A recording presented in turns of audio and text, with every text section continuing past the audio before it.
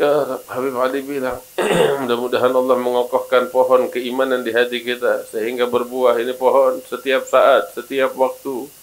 Kalau iman udah kokoh di dalam hati seorang hamba, maka tali dia yang menghubungkan dia dengan Allah makin kuat.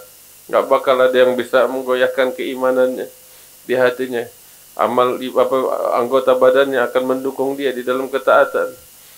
Kemudian Habib Ali bilang juga, dunia nih kebahagiaannya akan sirna, kesedihannya juga bakal sirna, kemuliaannya sirna, kegembiraannya sirna, semuanya bakal sirna. Kenikmatan yang abadi yang gak bakal sirna hanya pada mereka orang-orang ahlillah yang memiliki hubungan erat dengan Allah. Kenikmatan mereka gak bakal putus, kebahagiaan mereka gak bakal putus, kegembiraan mereka gak bakal putus. Mudah-mudahan Allah jadikan kita sebagai golongan mereka ahlillah, orang-orang yang memiliki hubungan dekat dengan Allah Ta'ala. Kemudian Habib Ali bilang, orang zaman sekarang nih pikiran mereka beda sama orang-orang yang terdahulu, para aulia salihin. Orang-orang sekarang sibuk sama hari rayanya. Kapan hari raya? Kapan lebarannya?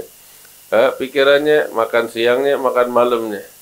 Pikirannya pakaiannya. Semuanya urusan dunia. Orang-orang sebelum kita itu para sabiqin, mereka ketika menginfakkan harta mereka di jalan Allah Subhanahu wa taala, mereka yakin bahwasanya Tuhan mereka akan menggantikan apa yang mereka infakkan di jalan Allah Subhanahu wa taala.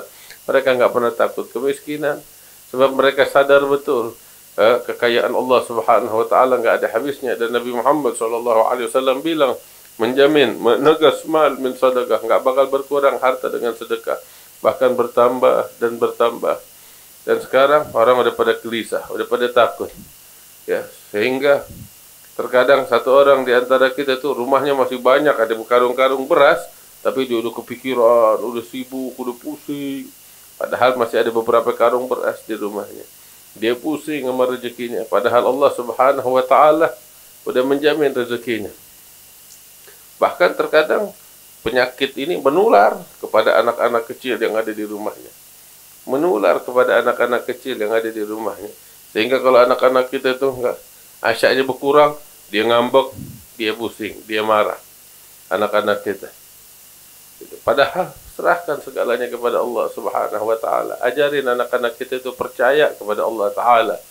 Ya, kalau emang masih bisa kita ajarin kepada mereka. Jadikan diri kita itu sebagai panutan kepada mereka. Karena sesungguhnya setiap bayi yang lahir tuh lahir dalam keadaan fitrah, suci, dalam keadaan bersih.